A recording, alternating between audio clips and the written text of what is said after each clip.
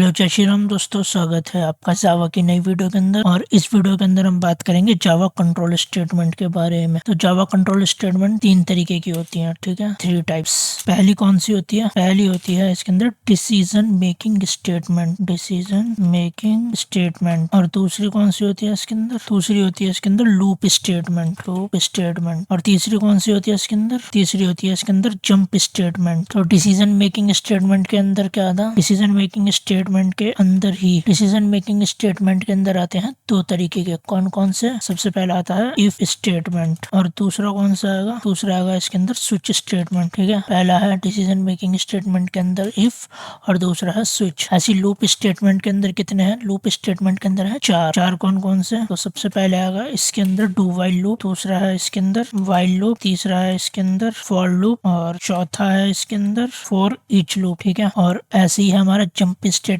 इसके अंदर है दो तरीके के, पहला है ब्रेक स्टेटमेंट और दूसरा है इसके अंदर कंटिन्यू स्टेटमेंट, ठीक है। पहला है ब्रेक स्टेटमेंट, दूसरा है कंटिन्यू स्टेटमेंट। तो अब हम देखते हैं इफ स्टेटमेंट के बारे में। तो इफ स्टेटमेंट कौन सी है? इफ स्टेटमेंट के अंदर होते हैं चार तरीके के। पहला होता है इफ स्टेटमेंट के अंदर सिंपल इफ स्टेटमेंट, ठीक है। दूसरा होता है इसके अंदर इफ एल्स स्टेटमेंट, तीसरा होता है इसके अंदर, तीसरा कौन सा होता है इसके अंदर? If else if statement. चौथा होता है इसके अंदर नेस्टेड इफ स्टेटमेंट, ठीक है। ये होता है इफ स्टेटमेंट के अंदर। इफ स्टेटमेंट के अंदर चार तरीके के होते हैं, simple if statement, if else statement, और इफ एल्स इफ स्टेटमेंट, और नेस्टेड इफ स्टेटमेंट, ठीक है। और बाकी इसके अंदर होता है डिसीजन मेकिंग के अंदर स्विच स्टेटमेंट, फिर होता है लूप स्टेटमेंट, और होता है जंप स्टेटमेंट, ठीक है। तो ये अलग अलग तरीके के जावा कंट्रोल स्टेटमेंट है, ठीक है। जावा कंट्रोल स्टेटमेंट कितने तरीके के होते हैं? तीन तरीके के होते हैं, ठीक है, 3 टाइप्स। पहला कौन सा होता है? डिसीजन मेकिंग स्टेटमेंट, जिसके अंदर आता है इफ स्टेटमेंट। इफ स्टेटमेंट कितने तरीके के होते हैं? 4 तरीके के, सिंपल इफ स्टेटमेंट,